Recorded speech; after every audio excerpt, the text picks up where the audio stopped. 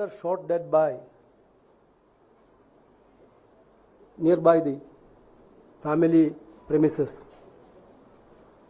But her conscious mind brought her here. Her braveness brought her here. Her courage brought her here.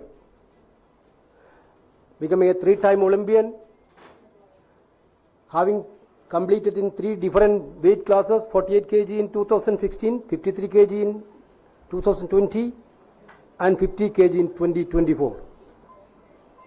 In 2024, she became the first Indian woman wrestler to have reached finals at the Olympics Games. However, we know most disappointed news, India heard that point of time she had been disqualified.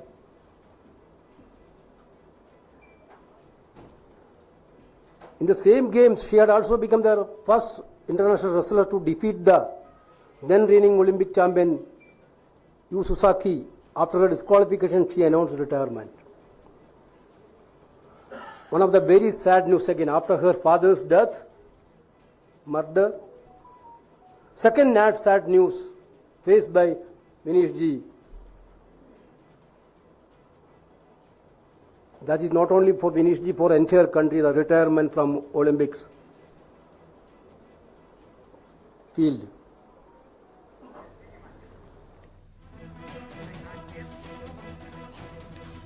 மல்யுத்த வீராங்கனை வினேஷ் போகத் மற்றும் பஜ்ரங் புனியா ஆகியோர் காங்கிரஸில் இணைந்திருக்கிறார்கள். அண்மை செய்தியாக பார்த்து வருகிறோம். இது தொடர்பான கூடுதல் விவரங்களை வழங்குவதற்காக நமது சிறப்பு செய்தியாளர் ஜீவபாரதி இணைந்திருக்கிறார். வணக்கம் ஜீவபாரதி, விவரங்களை பதிவு பண்ணலாம். ஹரியானா மாநிலத்துல அக்டோபர் முதல் வாரத்துல சட்டமன்ற தேர்தல் நடக்க இருக்கு. அதற்கான வேலைகளை தொடர்ச்சியா தேசிய கட்சிகள் பண்ணிட்டு இருக்காங்க. இந்த நிலையில தான் காங்கிரஸ் கட்சியில 2 புதுமுகங்கள் இணையறதுக்கான வாய்ப்புகள் இருக்கு. அதுல குறிப்பிட்டு வினேஷ் போகத்தும் பஜ்ரங் புனியாவும் இணைய போறாங்க. அவர்களுக்கான சீட்டு கொடுக்கறதுக்கான வாய்ப்புகள் இருக்குன்னு சொல்லி தொடர்ச்சியான செய்திகள் கடந்த 1 வார காலமா நம்ம பார்த்துட்டு இருந்தோம்.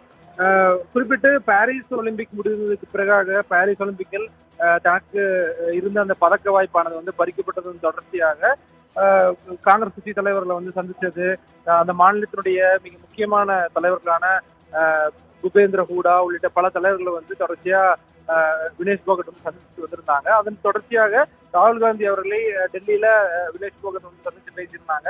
இந்த நிலையில இன்றைய தினம் காங்கிரஸ் கட்சியில வினேஷ் போகத்தும் பஜ்ரங் புனியாவும் இணையறாங்க அப்படிங்கிற அந்த செய்தியானது உறுதியா இருக்கு. குறிப்பிட்டு வினேஷ் போகத் அவர்களுக்கு இந்திய ரயில்வேல மிக முக்கியமான பணிகள் வழங்கப்பட்டிருந்துச்சு.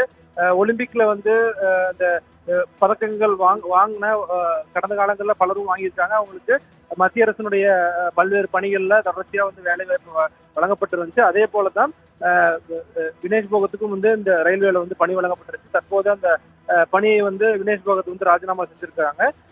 ஹரியானால கிட்டத்தட்ட 90 இடங்களுக்கான அந்த தேர்தலானது நடைபெற இருக்கு. அதுல அவர்களுக்கு ஏற்றாற் போல அந்த இடத்துல வினேஷ் போகத்தை களமிறக்கி காங்கிரஸ் கட்சியினுடைய ஒரு முகமாக கொண்டு வரணும், அதன் மூலமாக அதிகப்படியான வெற்றியை பெறணும் அப்படிங்கிறதா காங்கிரஸ் கட்சியினுடைய ஒரு மிக முக்கியமான யுக்தியா இருக்கு. அது மட்டும் இல்லாம விவசாயிகள் போராட்டம், குறிப்பிட்டு ஹரியானா மாநிலங்கள்ல நிறைய ஜாட் சமூகத்தை சார்ந்த விவசாயிகள் இருக்காங்க. அப்படிங்கும் போது இவங்களும் இவங்களுடைய அந்த தொடர்ச்சியான பாலியல் வன்கொடுமை சார்ந்த புகார்களை மல்யுத்த வீராங்கனைகள் கொடுத்துட்டு இருந்தாங்க. அதுல பாஜகவை சேர்ந்த தலைவர்கள் தான் மிக முக்கியமான நபர்களா இருக்காங்க. அப்படிங்கும் போது இவர்களை காங்கிரஸ்குள்ள கொண்டு வரதன் மூலமாக காங்கிரஸ் கட்சிக்கு எளிதாக விவசாயிகளுடைய வாக்குகள், இளைஞர்களுடைய வாக்குகள், பாஜக எதிர்ப்பு வாக்குகளை அறுவடை செய்ய முடியும் அப்படிங்கிறது தான் காங்கிரஸ் கட்சியினுடைய ஒரு மிக முக்கியமான திட்டமா இருக்கு. அதன் அடிப்படையில தான் மிக முக்கியமாக வினேஷ் போகத்தும் பஜ்ரங் புனியாவும் இன்றைய தினம் காங்கிரஸ் கட்சியில குறிப்பிட்டு KC வேணுகோபால் மற்றும் மல்லிகார்ஜுன கார்கே தலைமையில இணைஞ்சிருக்காங்க, முன்னிலையில் இணைஞ்சிருக்காங்க. விரிவான விவரங்களுக்கு நன்றி ஜீவபாரதி.